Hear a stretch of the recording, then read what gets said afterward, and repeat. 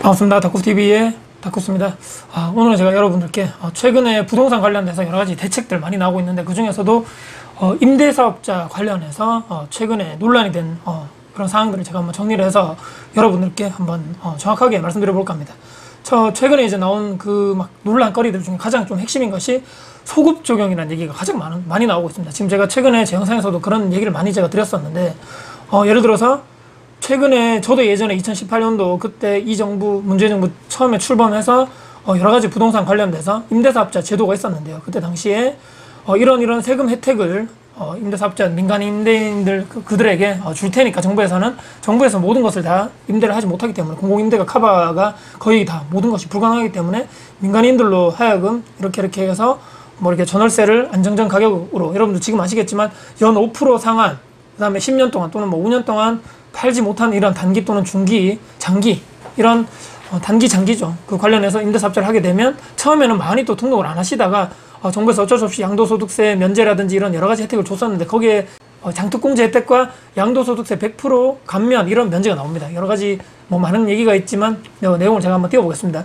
예를 들어서 조특법이라 하죠. 조세 특례 제한법이라고 그럽니다. 저도 정확하게 잘 모르지만 거기에 97-3에 의하면 준공공 임대주택입니다. 그러니까 10년 정도 팔지 않고 연 5% 상한 있죠. 요즘에 하도 많이 나오는 연 5% 이상 올리지 못하는, 집주인에게 그런 페널티를 주겠지만 그래도 너희들이 10년간 연 5% 올리지 말고 팔지도 말고 계속적으로 안정적으로 전월세를 준다면 너희들에게 장기적으로 보유했을 시에 이런 조특법 97-3에 의해서 100분의 70의 공제율을 제공한다. 많은 이제 세금적, 나중에 팔게 됐을 때 세금적인 혜택을 많이 주겠다, 이런 내용이고요. 또 다른 것은 그때 당시에 뭐 2018년 12월 31일까지 취득을 하고 3개월 이내에 뭐 이렇게 뭐 등록하고, 아까 마찬가지로 10년 이상 계속적으로 팔지 않고 연 5% 이상의 그 상한을 지키면서 전월세를 안정적으로 공급해 준다면 너희들에게는 그 임대 기간 중에 발생한 그 임대 차익이죠. 양도소득세에 대해서 100분의 100에 해당하는 그 세금 혜택을 감면해 주겠다. 엄청난 혜택이었습니다. 그래서 이런 혜택들을 주면서 너희들은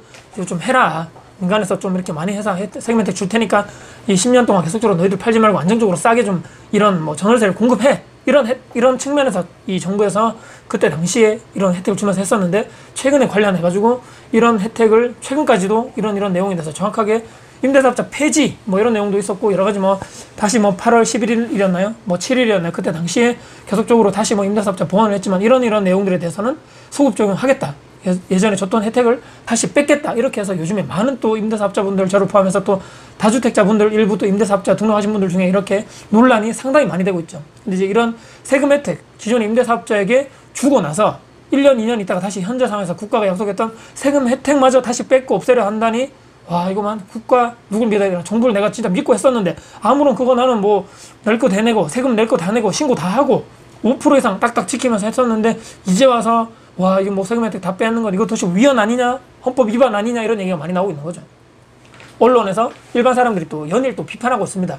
집 가격이 말이야 그렇게 올랐으면 됐지, 그 정도 이익 봤으면 됐지, 그만큼 세금 내라, 와, 데모 막 하시면서 또 뭐가 문제냐, 세금 뭐 그렇게 징벌적 뭐 세금으로 해서 부동산 얻는 것도 다 불로소득인데 그 투기 세력들 아니냐, 그 모든 세금 혜택 환수하는 것이 맞는 거 아니냐, 이렇게 해가지고 막 그런 또 언론, 또 사람들이 여론에 또 안 좋은 이 다주택자 임대사업자들만 보면 막 손가락질 하시고, 또 이런 내용들이, 또 이런 언론 이런 댓글들이, 여론들이 참 안타깝게 또 저 같은 또 이렇게 임대사업자 하시는 분들은 상당히 또 어렵고, 이렇게 또 인식이 이렇게 안 좋게 되는 거에 대해서 상당히 좀 안타까운 이런 또 생각도 있습니다. 근데 이제 정말 이것이 다주택자 임대사업자를 정말 비난만 하는 것이 맞는가, 정확하게 해당 문제의 논점을 자꾸 비켜가는 듯한, 최초 근데 아까도 제가 잠시 언급드렸지만 정부에서도 정말 정확하게 이 임대사업자 등록해라는 것이 노린 것이 무엇이냐면, 가격을 낮게, 주변에 엄청나게 뭐 전월세 가격이 오르지만 그래도 연 5% 상한이 있었기 때문에 그걸 10년 동안 안정적으로 시장에 그런 물건이 계속적으로 나오게 되면 전월세 가격이 안정되지 않겠는가라고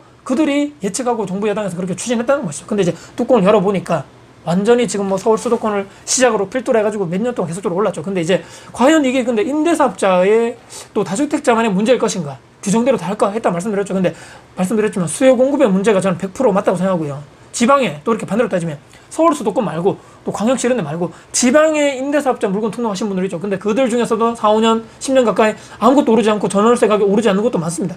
왜? 거기에 뭐 수요는 그렇게 뭐 많지 않은데 공급이 많았다거나, 그런 것은 도대체 어떻게 설명할 거냐 말이죠. 거기에 해당되는 임대사업자 계속적으로 비난할 그게 됩니까? 아무런 그분들은 그냥 뭐 계속적으로 전세 가격이 오른 것도 아니고 매매 가격이 오른 것도 아니고 그렇게 혜택 본 것도 없이 계속적으로 세금만 많이 냈는데 과연 이게 앞뒤가 맞느냐? 이렇게 한 번쯤 우리가 생각해 봐야 된다는 얘기죠. 서울만 유독 많이 올랐다 말씀드렸죠. 공급이 부족했기 때문에 서울만 오르고 또 핀셋 규제 했었죠. 계속적으로 강남 어디 하고 또 하고 계속적으로 퍼지고 또 풍선효과 나고 또 퍼지고 지방광역시로 나가고 또 지방 대도시로 나가고 이제는 웬만한 곳이 다 대한민국 다 규제 지역 아닙니까? 그렇게 해서 다시 핵심지가 다 똑같이 규제 지역이니까 다시 핵심지가 주목을 받는 것과 같은 이런 현상이 다시 나타나게 된다는 것이죠.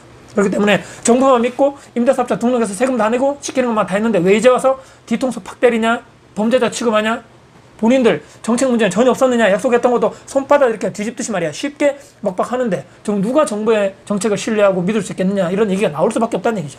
법이고 정책입니다. 장난치는 것도 아니고 이것 하나에 투자하는 사람들 방향이 바뀌고 세금이 달라지고 이런 사업자 운영돼가지고 하시는 방식도 모두 다 바뀌는데 최근에 이런 내용이 있었죠. 제가 뭐 일전에도 언급드렸지만 취득세 중과를 배제해 주겠다. 너무 이렇게 막 규제만 하니까 이렇게 뭐 부동산 이렇게 뭐 거래에 대해서 조금 위축될 것 같다 해가지고 말씀드렸죠. 몇 가지 뭐 11가지 12가지 정도 취득세 이런 중과를 안 하겠다. 그래서 뭐 주택수에도 합산하지 않겠다라고 몇 가지 나오는 거 있었 중에 가장 핵심적인 것이 뭐 그런 거 있었죠. 1억 이하의 물건. 공시지가 1억 이하의 그런 주택에 대해서는 취득세를 중과하지 않겠다. 또는 뭐 1층에 어린이집을 뭐 이렇게 뭐 하면 뭐 이렇게 해주겠다. 배제를 해주겠다. 또는 시골에 집을 뭐 이렇게 사게 되면 취득세 중과를 하지 않겠다라고 지금 해가지고 발표가 났는데 어떻게 또 따져보면 나중에 1, 2년 뒤에 갑자기 고기를 샀는데 가격이 올랐습니다.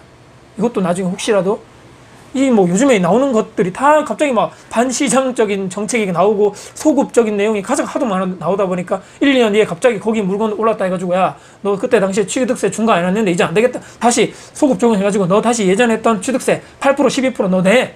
이렇게 안 한다고 100% 보장할 수 있는 사람이 과연 누가 있겠느냐 말이죠. 아까 말씀드렸죠. 제가 설명 쭉 해드렸지 않습니까? 정부에서 정책적으로 국토부 주관해가지고 이렇게 정책적으로 세금적인 거 다 해가지고 이렇게 해서 너 등록해.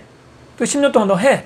뭐 그러면 너희 양도소득세 뭐 이렇게 해줄 거야 했는데 이것마저도 손바닥 뒤집듯 이렇게 쉽게 해가지고 다 다시 원래 소급 적용하겠다. 다시 세금 혜택 뭐 이렇게 다 폐지하겠다. 다 징벌적 과세를 가지고 너희들 다 걷어들인 거 다 걷어들이겠다. 세금으로 다 해주겠다. 와 하루가 멀다 하고 이런 정책들이 쏟아지고 있는 상황에서 와 과연 이걸 믿을 수 있겠냐 말이죠. 말씀드렸죠. 최근에 또 공급 정책 나왔습니다. 뭐 8월 7일이었나요? 뭐 20몇만 호에 다 나오겠다. 과연 목표 기한만큼 몇십만 호, 과연 몇만 호가 입주가 가능할 것인가. 실제적으로 근데 공급은 부족해도 많은 또 전문가분들이 얘기하시죠. 임대주택들이 또 우후죽순 여기저기 막 생긴다니까 해당 지역에 있는 지방자치단체장님들 또 거기에 있는 지역구 의원님들 같은 당이지만 민주당 내에서도 막 불평불만이 나온다는 얘기도 얼마 전에 말씀드렸죠. 부작용도 나오고 있다는 얘기입니다. 근데 임대차 3법도 최근에 또 이런 언론조사 나온다고 보면 임차인들이 오히려 더 반대한 이런 어처구니 없는 상황. 와 이미 정부 여당 이런 결과가 이런 부작용이 이미 나올 것을 알고 있었다는 최근에 뭐 예전에 그런 결과가 이미 또 언론에 또 그런 나오고 있는 상황입니다. 아무리 선의로 한 행동이라든지 이런 것도 결과 자체가 나쁘다면 책임져야 되고 피해갈 수 없다는 얘기입니다. 여러분들 나중에 제가 말씀드렸잖아요. 집을 살 때 일반 세금 1주택자 만약에 말씀드렸죠. 갑자기 나중에 몇 년 뒤에 집값이 너무 올라가지고 이거 나중에 1주택자 책임도 있다.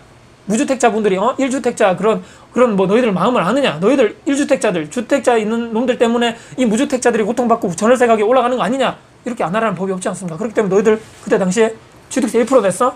도저히 안 되겠다. 너희들 중과해가지고 4% 내, 8% 내. 이렇게 하지 않으라는 법이 여러분들께도 그런 일이 안 생기라는 법이 절대 없습니다. 서울시 여러분들 최근에 공급 이렇게 막 얘기해 주시는 유튜버 분들이라든지 전문가분들 제가 봤는데 내후년 역대 최저로 공급이 된다. 공급이 너무 없다는 얘기죠. 수요는 많은데 공급이 없는 상황. 내후년, 뭐 내년 지나면 답이 나오겠죠. 어떻게 될 것인가. 시장에서 아마 답이 나올 것 같습니다. 그때 가서 다시 이번 정부가 전 정부 탓을 한다든가 전 정부 탓을 한다든가 또 다주택자들 탓만하고 모두 다 내 잘못 써놓고 다 너 탓이야 남의 탓이야 탓만하고 있을 그때 당시의 상황을 봤을 때는 과연 우리는 어떤 생각을 할 것인가. 정책이 언제 또 소급돼서 나에게 말씀드렸죠. 다시 화살로 돌아올지도 모르는 이런 현재 상황입니다. 여러분들 전혀 상관없는 일이 아닙니다. 공공임대 물건이 늘어나는 것만이 과연 여러분들께 좋은 것이 아니라는 것. 무주택자분들이 여러분들 내 집 마련해야 되는데 실제적으로 분양 물량이 늘어나는 것이 아닌 공공임대주택만 계속적으로 늘어난다면 여러분들 내 집 마련 정말 요즘에 신축만 막 이렇게 좋아하고 분양만 좋아하시는 여러분들 과연 언제 여러분들 내 집 마련 하실 겁니까? 최근에 이런 언론 이런 뭐 발표 예상대로 전세는 점점 없어지고 월세만 늘어나는 세상에서 여러분들 주거비에서 계속적으로 내가 지금 월급 받아가서 주거비로 계속적으로 많이 나가고 내가 언제 돈 모아서 언제 내 집 마련하는 이런 한탄 섞인 여러분들 아직 후회가 스스로 되지 않으시려면 현실을 여러분들 직시하시고 제가 자주 말씀드렸죠. 각자 도생해야 된다. 과연 정부 말만 믿고 계속적으로 내가 버티고 있을 것인가? 계속적으로 집값 떨어지기만을 계속적으로 내가 바라고 있다가 집값 떨어지면 그때 가서 사야지 라고 했을 때 내가 그 과연 하한선이 언제인가? 여러분들만의 계획을 세우시고 여러분들이 내 집 마련 반드시 계획을 세우셔가지고 뭐 위치 좋은 곳에 구축이라도 여러분들 제가 말씀드리죠. 항상 내 집 마련은 반드시 하셔야 된다. 이런 제가 말씀드립니다. 오늘 제가 조금 좀 녹두리성으로 제가 말씀드린 것에 대해서 좀 불편하셨다면 좀 미리 사과 말씀 좀 다 들으셨다면 좀 죄송하다 말씀드리고요. 이런 뭐 제가 정부 정책, 여당 이런 정책, 국토부의 정책을 믿고 임대사업자들이 다 했었는데 이제 와서 우리의 잘못이라고 탓을 돌리고 화살을 돌린 것에 대해서 조금 안타깝다. 과연 이런 정책의 방향성밖에 없었는가? 이렇게 화살을 거의 뭐 타인들, 다른 사람들에게만 돌리는 것밖에 과연 해결 방법이 없겠는가라는 이런 이 여당이라든지 뭐 정부 이런 정책을 보고 조금 한숨이 계속적으로 쉬어지는 이런 상황이라고 제가 말씀드리면서 영상을 마무리하도록 하겠습니다. 혹시라도 제 영상이 오늘 도움되셨다면요. 구독, 좋아요, 알람 설정 그리고 댓글 주시고요. 제 영상이 주변 분들께 공유될 가치가 있다고 생각하신다면 널리 공유 부탁드리겠습니다. 다음에 더 도움 드릴 수 있는 영상 가지고 찾아뵙겠습니다. 지금까지 다코스TV의 다코스였습니다. 화이팅입니다.